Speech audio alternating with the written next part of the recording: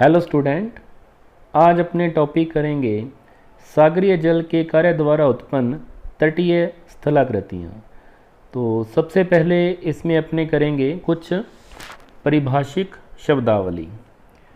तो सबसे पहले है सर्फ।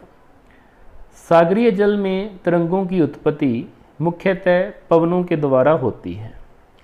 तरंग के उठे भाग को शृंग तथा दबे हुए भाग को गर्त कहते हैं। स्थल की ओर गतिशील तरंग का शृंग समुद्री जल के छिछले होते जाने के कारण ऊंचाई में बढ़ता जाता है तथा अंत में टूटकर स्थल की ओर बढ़ता है। इसे सर्फ, स्वाश या ब्रेकर कहते हैं। अगला है बैकवॉश। जब सर्फ का जल वापस लौटता है तब यह तट की ओर आने वाली तरंग के नीचे नीचे चलता है।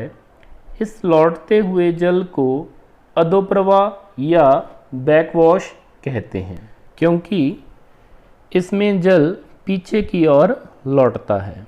यह अधः प्रवाह तटीय भाग पर अपरदन द्वारा उत्पन्न कंकड़, पत्थर आदि पदार्थों को अपने साथ बहाकर सागर की ओर लाता है।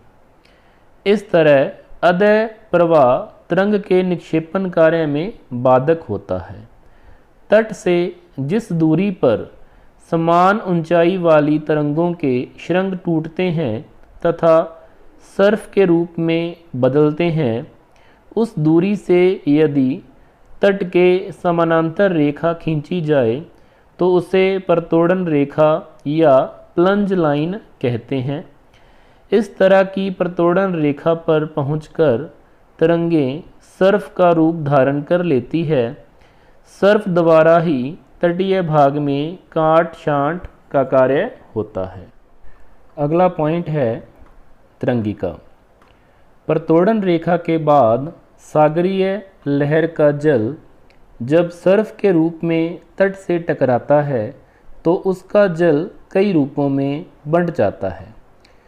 कुछ जल वेलांचली धारा के रूप में प्रवाहित हो जाता है, कुछ जल अधोप्रवाह के रूप में चलता है तथा कुछ जल तट से लौटकर जल की सतह पर तरंग के रूप में सागर की ओर लौट जाता है। इस तरंग को तरंगिका कहते हैं।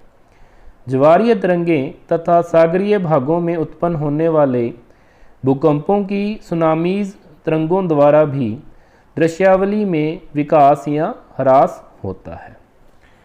अगला पॉइंट है वेलांचली धारा। वेलांचली धारा तट के समानांतर प्रवाहित होती है तथा अपरदित पदार्थों के परिवहन में अत्यधिक सहायता करती है। इसकी उत्पत्ति दो रूपों में होती है।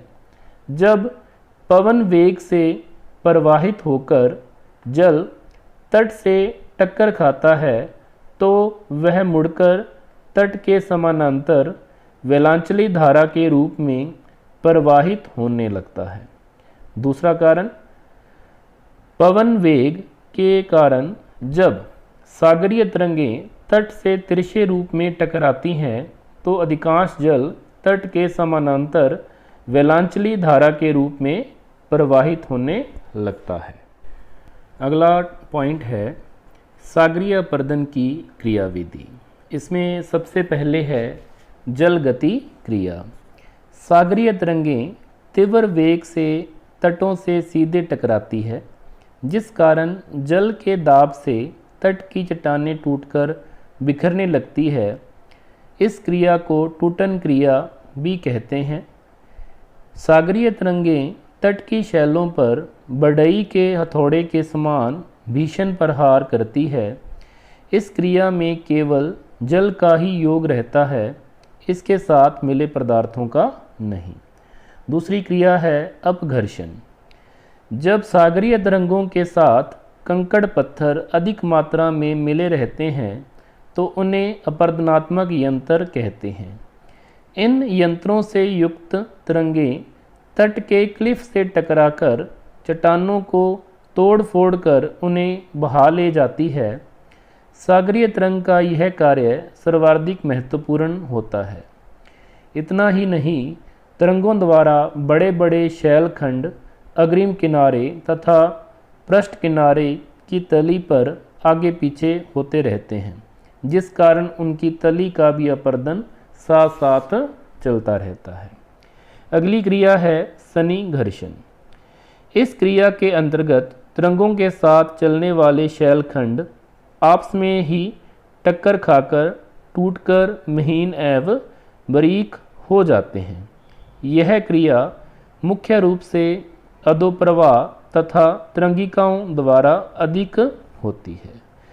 अगली क्रिया है घुलन क्रिया। जिन तटीय भागों पर घुलनशील चट्टानों जैसे लाइमस्टोन, चाक, डोलोमाइट, जिप्सम आदि की स्थिति होती है, वहाँ पर सागरीय तरंगें घुलनशील पदार्थों को घुलाकर अलग कर लेती है। अपर्दन का यह रूप अधिक महत्वपूर्ण नहीं होता, क्योंकि घुलन क्रिया मुख्य रूप से लाइमस्टोन शैल वाले तटीय भागों में ही सीमित रहती है। लास्ट है जल दाब की क्रिया। सागरीय तरंगें तीव्रता से तट से टकराती हैं। तरंगों के साथ टकराने वाला जल तट की चट्टानों पर अत्यधिक दाब डालता है। यदि तट की चट्टानों में संधियां तथा छिद्रों का विकास अच्छी तरह हुआ रहता है, तो जब अचानक तीव्रता से तरंगें तट से टकराती है तो चट्टानों की संधियों में स्थित वायु संपीड़ित हो जाती है। इस अचानक तथा भयानक रूप से दबी वायु के कारण चट्टानों की संधियों पर तीव्र दाब पड़ता है। जब तरंगें पीछे हटने लगती हैं तो जल के हट जाने से अचानक दबाव हट जाता है, जिस कारण चट्टानों की संधियां तथा छिद्रों की दबी हवा शीघ्रता से बाहर जाने का प्रयास करती है। इस प्रयास के कारण चट्टानों का आयतन, जो कि पहले दाब के कारण घट गया था, अब अचानक फैल जाता है, जिससे चट्टानें विस्फोट के साथ टूटने लगती हैं। इसके बाद अगला पॉइंट अपने करेंगे सागर के तट के अपर्दन को प्रभावित करने वाले कारक, जिसमें एक कारक आ जाएगा आपका सागरीय तरंगों की लंबाई। दूसरा महत्वपूर्ण कारक है सागरीय तरंगों का वेग।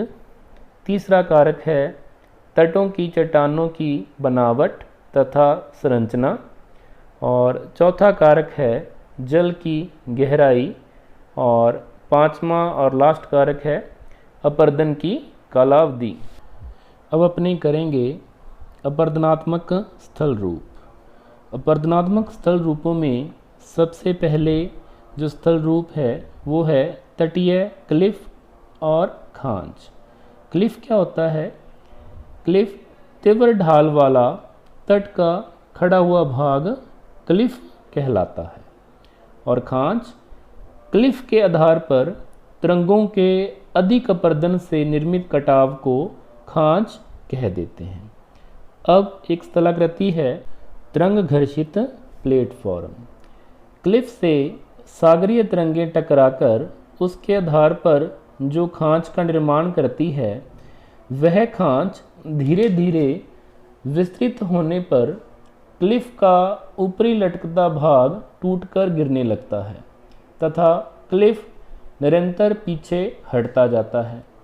इस क्रिया के कारण क्लिफ के सामने तटीय भाग पर जल के अंदर एक मैदान का निर्माण हो जाता है, जिसे तरंग घर्षित मैदान या तरंग घर्षित प्लेटफॉर्म कहा जाता है। इसके बाद अगली स्थलाकृति है तटीय कंदरा। शीर्ष स्थल में अधिक अपर्दन के कारण उसमें कंदरा का निर्माण हो जाता है।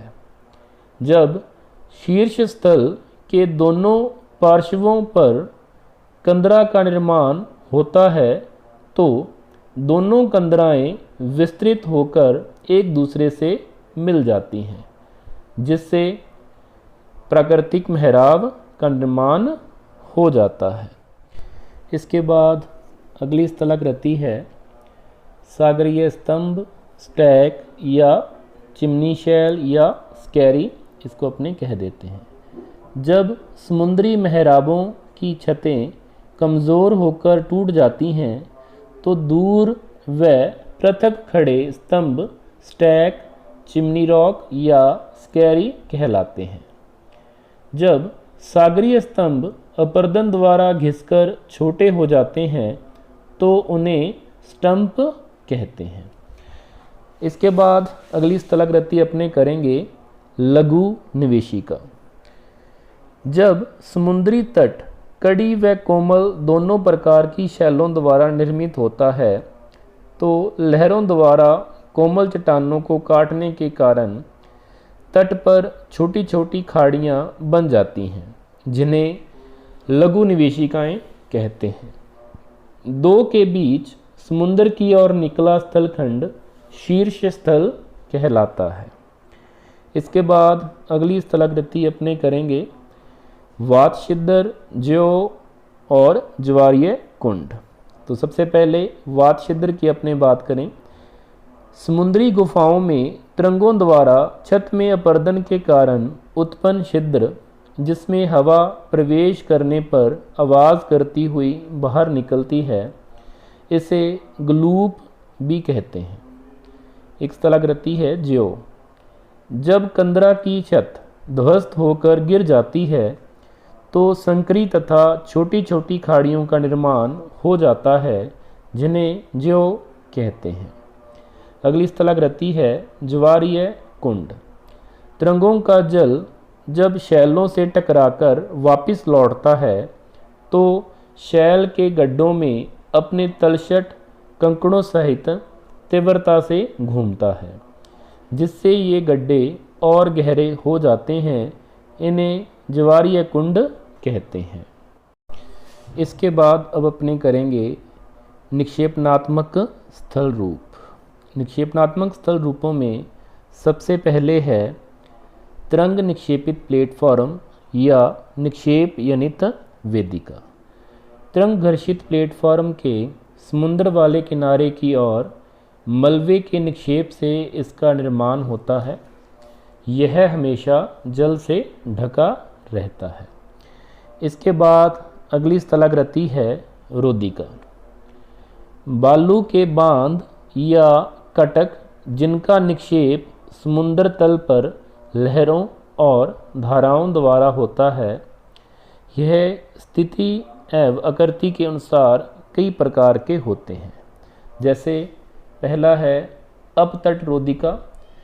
जब रोदिकाओं का निर्माण तट से दूर इस तरह होता है कि वे तट के प्राय समानांतर होती हैं परंतु तट से संबद्ध नहीं होती हैं, तो उन्हें अपतट रोदिका या तटीय रोदिका कहते हैं। इसके बाद स्थलाकृति है स्पिट। जब मलबे का निक्षेप इस प्रकार होता है कि रोदिका का एक छोर शीर्ष स्थल से संलग्न रहे तथा दूसरा छोर खुले समुद्र की ओर निकला रहता है, तो ऐसी रोदिका स्पिट कहलाती है। अगला स्थल रूप है हुक। स्पिट के स्वतंत्र सिरों पर मलबा एकत्रित करने वाली धारा इसको समुद्र की ओर बढ़ाती है। अन्य धाराएं व तरंगें इसको दूसरी दिशा में मोड़ने का प्रयास करती हैं। ऐसी मुड़ी हुई रोदिकाएं हुक कहलाती हैं। इसके बाद है छल्ला या लूप। जब रोदिका अत्यधिक मुड़ जाती है तो उसे लूप कहते हैं। अगला पॉइंट है खाड़ी मुख रोदिका। जब खाड़ी के मुख पर रोदिका इतनी बड़ी हो जाए कि उसके मुख को बंद कर दे तो इसे खाड़ी मुख रोदिका कहते हैं। एक स्थलाकृति है टुम्बोलो। जब तट से दूर स्थित द्वीप रोदिका द्वारा तट से जुड़ जाते हैं तो ऐसी रोदिका टुम्बोलो कहलाती है। अगली स्थलाकृति है पुलीन या बीच। सागरीय तट के सहारे मलबा के निक्षेप से बने स्थल रूप को पुलीन कहा जाता है। पुलीन या बीच का निर्माण उच्च ज्वार तल तथा निम्न ज्वार तल के बीच वाले स्थानों में होता है। सागरीय जल द्वारा अपरदित पदार्थों का कुछ भाग तट के सहारे जमा हो जाता है, जिससे तट का भाग कुछ उथला हो जाता है। जलमग्न तट का यह उथला भाग ही बीच या पुलीन कहलाता है। इसके बाद एक टॉपिक है तटों के प्रकार, जिसमें सबसे पहले है रिया तट। जब उच्च भूमि की पहाड़ियाँ व नदियाँ तट से लंबवत मिलती हैं तो इससे तट पर रिया तट का निर्माण होता है। रिया प्राय कीप के आकार के होते हैं तथा स्थल की ओर जाने पर संकरे व कम गहरे होते जाते हैं। ये अत्यंत कटे फटे होते हैं। उदाहरण दक्षिण पश्चिम आयरलैंड, उत्तर पश्चिमी स्पेन, फ्रांस में ब्रिटेनिया तट। अगला है फ्योर्ड तट। ये हिमनदों की घाटियाँ हैं जो समुद्र में डूब गई हैं। फ्योर्ड की दीवारें खड़ी व ऊंचे ढाल वाली होती हैं। उदाहरण नॉर्वे, स्कॉटलैंड। अगला है डाल्मेशियन तट।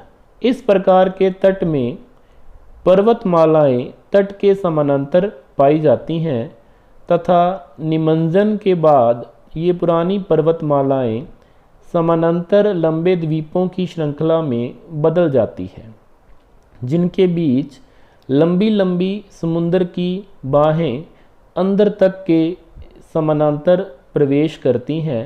उदाहरण पूर्वी यूगोस्लाविया का डाल्मेशियन